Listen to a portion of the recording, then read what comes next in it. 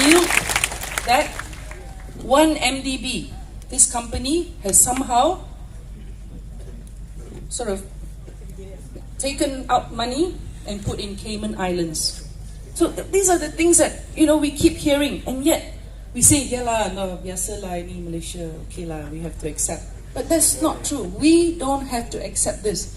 There can be a different way of doing business. There can be a different way of administration. There can be a different way of governing. We have tried to show that in Selangor. Today, you look at all of us, none of us can be touched by MACC because none of us have done anything wrong in Selangor. We have not been corrupt.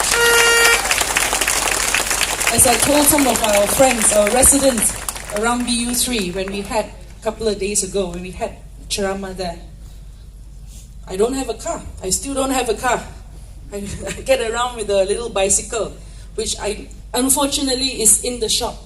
So, we borrow cars, we move around. I rent, not far away from here. I can't afford a house here. You all can, I can't. That's because we're clean. And we don't need to live in a big house just because we're a state assemblyman. I'm very happy where I am. I got a huge house, very cheap rent, and I don't have to pay mortgage. So I'm happy with that. And that's the essence of our government. I just want to tell the story, and I've been telling this story all over the place. Before, if a government person travels, especially a Menteri Besar, they'll be flying first class. They'll stay in 6-star hotels. Then they'll go, with their entourage. There'll be like 30, 40 people behind them. I don't know what they do. But there's a lot of people. And they go, they bring their maids, they bring their wives, their children, everyone. That one trip, and a bit more, cost 1 million ringgit by our former Menteri Besar. Our Menteri Besar, Tan Sri Khalid Ibrahim, attacked every day in the media, in TV3 or Utusan or whatever lah, attacked every day. Let me tell you how he travels. I'll never travel with him again. That's for sure. We left on Sunday, so I thought, okay lah, Sunday. Okay, not bad. Okay, is it MAS? Because they bought all the tickets. No, it's not. Some kind of cheapskate airplane. Okay, took flight there, Air Asia. Then I said, shouldn't we fly a bit earlier so that we can rest? No need, we can save some money.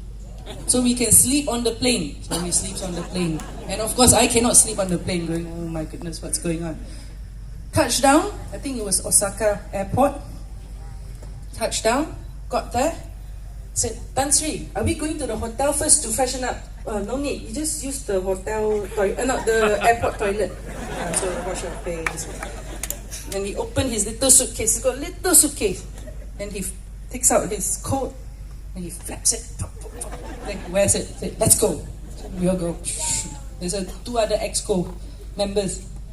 Got into a van, not even Mercedes. Okay? There's a normal van. I think Toyota. Japan. And 3 cities. After that, slept in a hotel. I can't remember the city. It was just such a blur.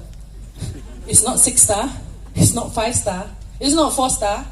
You won't even want to stay there. Okay? But we stayed there. This government. Okay? Next day, Tuesday. Same thing. Went to another 3 cities. And the last stop was Tokyo. So Tokyo went there. Said, Tan Sri, where's our car? Oh, no need.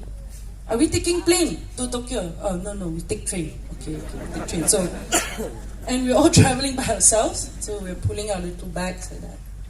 Him included, by himself. No entourage, no assistant. Got on the train. Shoo! Tokyo, had a few other meetings.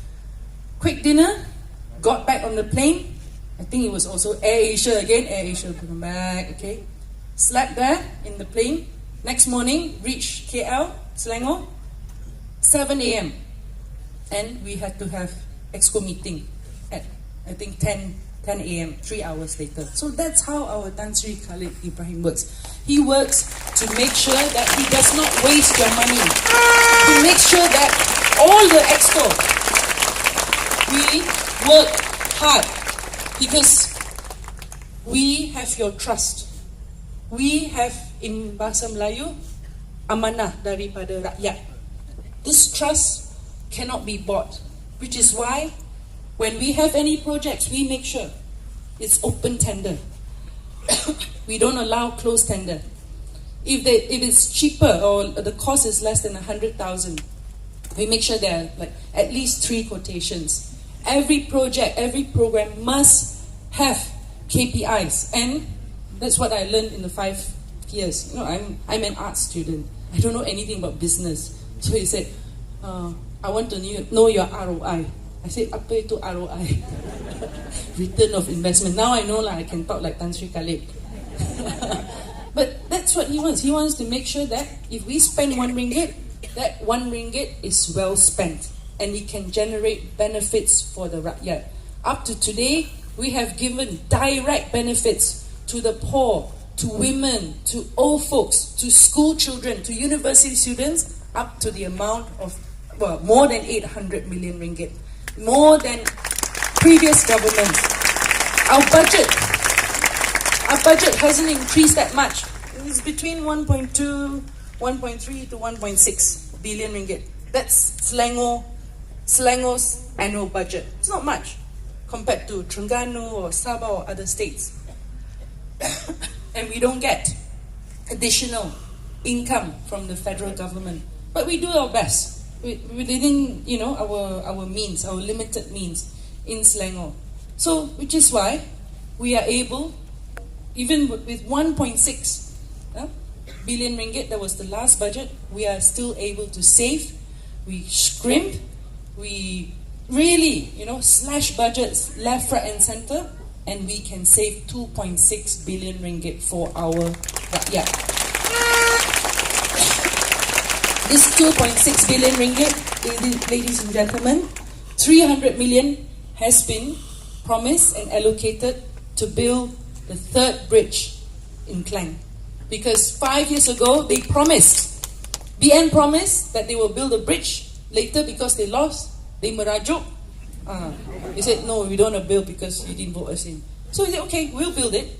So out of that 2.6 billion ringgit, we have decided we'll build that 3rd bridge. Then we will also build affordable homes. We have allocated 100 million ringgit. You can see it in the manifesto. We said it during the budget last year in November that we'll put 50 million. We're going to add another 50 million. There are lots of things that we can do with just a little bit of money. We have also allocated in our manifesto in Selangor 50 million just for women. We want to make Selangor the safest state for women. We have had enough. We've had enough of crimes against women. I mean, the late Irene Uy. I mean, this is a place that a lot of us go to, Bukit Gasing. I used to live around there. And I never had a problem walking in, middle of the night just to go to the mama or to visit some friends. But crime has become absolutely unbearable. Why? Because, as we have said,